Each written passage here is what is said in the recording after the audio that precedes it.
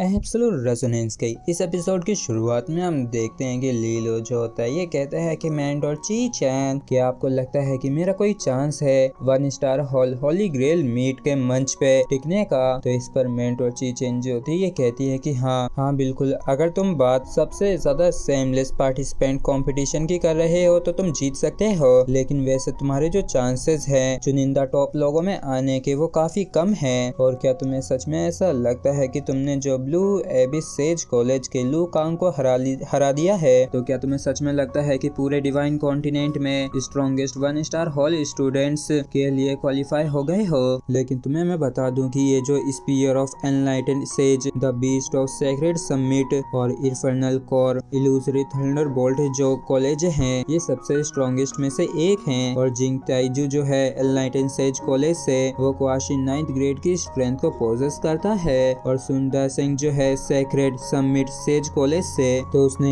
एक Duke art को cultivate करके सफलता पूर्वक अपनी शक्तियों का प्रदर्शन किया है। जबकि हेवनली इन्फर्नो सेज कॉलेज का लूमिंग है वो एक लौता ऐसा पर्सन है जो कि इल्यूजन रेजोनेंस और थंडर रेजोनेंस को पोजेस करता है, और वो भी तुम्हारे जैसे एक लौता है जिसके पास डुअल रेजोनेंस है, बिल्कुल तुम्हारी जैसे। और ये तीनों ही चैंपियनशिप के लिए टॉप 3 कंटेंडर्स हैं। और इन सारी चीजों को सुन के लीलो जो होता है ये कहता है कि सच में होली ग्रेल मीट जो है ये सच में एक ऐसी जगह जो कि शेर और ड्रैगन से भरी पड़ी है। जबकि चीचन जो होती है ये कहती है कि तुम्हारी अभी की स्ट्रेंथ के हिसाब से तुम्हारे जो चांसेस है उनके खिलाफ जीतने के वो ज्यादा कुछ हाई नहीं है, कम से कम तब तक तो नहीं जब तक कि तुम 1 महीना मेरे साथ नहीं रह लेते हो। और जैसे लीलो आधे महीने का सुनता तो चौंक जाता और कहता है कि आखिर ये किस लिए। तो चीचन बताती हैं कि डुअल रेजोनेंस जो है ये एक हो रही है, इसलिए अगले आधे महीने मैं खुद तुम्हें पर्सनली गाइड करूंगी। और अगर तुम सच में एक रियलम होने पे पहुंच पाए तो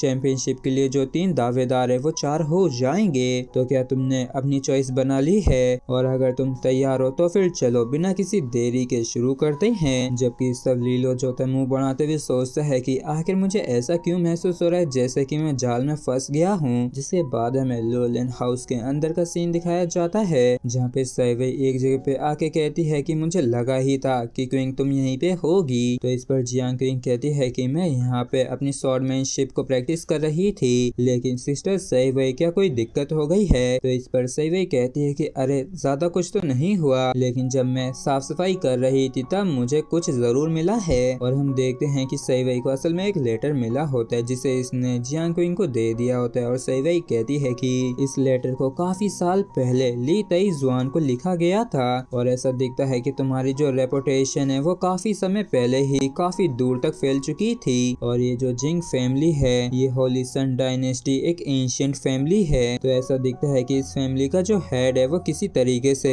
ली तई जुआन के जान पहचान का था। और ये लेटर बताता है कि उनका भी एक बेटा है जिसका नाम ताइजू है, और वो उसके साथ ही जियांग की शादी को अरेंज करना चाहते हैं। और भाई लोग आप लोगों को भी ये ताइजू नाम सुना सुना सा लग रहा होगा ना, क्योंकि अभी थोड़ी देर पहले हमें इसके बारे में बताया गया है कि ये एनलाइटेंड सेज कॉलेज से है और इसके पास भी क्वासी 9th ग्रेड की स्ट्रेंथ है। और हाँ ये लीलो के उम्र का है तो ये आगे चल के होली ग्रेल मीट में इससे कम्पीट करेगा। और फिर सही वही कहती है कि लेकिन तुम्हारे मास्टर का जो रिप्लाई था वो कुछ ज्यादा ही खतरनाक था, लेकिन अंत में ऐसा दिखता है कि वो इसे भेजना भूल गई थी। और ली तेजुआन ने रिप्लाई क्या दिया था, दफा हो जाओ। और जियांग क्विंग जो थी वापिस से इस लेटर को लौटाते हुए कहती है कि जिंग फैमिली जो है वो सच में काफी बोरिंग है और इसको जला के राख कर देना और लीलो को इसे मत देखने देना। तो सईवे कहती है कि चिंता मत करो, मैं इसे संभाल लूंगी। और फिर हमें गुकुन माउंटेन रेंज का सीन दिखाया जाता है जहाँ पे सईवे काफी तेजी से आगे बढ़ रही होती जबकि पीछे पीछे लीलो जो होता है इसका पीछा कर रहा होता है। और हम देखते हैं कि यहाँ पे इसके पसीने छूट गए होते हैं और ये कहता है कि ये तो कितनी ज्यादा फास्ट है और इस चीज से कोई फर्क नहीं पड़ता है कि आखिर मैं किस तरीके से अपनी रेजोनेंट पावर को इस्तेमाल करता हूँ, लेकिन फिर भी मैं किसी भी तरीके से मेंटोर की बराबरी नहीं कर पा रहा हूँ। जबकि सब चीजें जो होती है आगे बढ़ते हुए सोचती हैं कि इतने लंबे समय तक फॉलो करने के बाद ये बच्चा जो है वाकई में काफी ज्यादा इम्प्रूव हुआ है। और तभी चीजें जो होती है एक जगह पे आके रुक जाती है और हम देखते हैं कि ये तो एक खाई है जहाँ पे चारों तरफ से ही बीस्ट के चिल्लाने के गुर्राने की आवाजें आ रही होती है। और तभी लीलो इस फॉरेस्ट में कुछ जनों को देख के काफी चौंक जाता जाता है। और इसी के साथ फ्रेंड्स हमारा ये जो एपिसोड है ये यहीं पे खत्म होता है। अगर आप लोगों को वीडियो अच्छा लगा हो तो प्लीज चैनल को सब्सक्राइब और वीडियो को लाइक करना बिल्कुल भी ना भूलें। Thank you.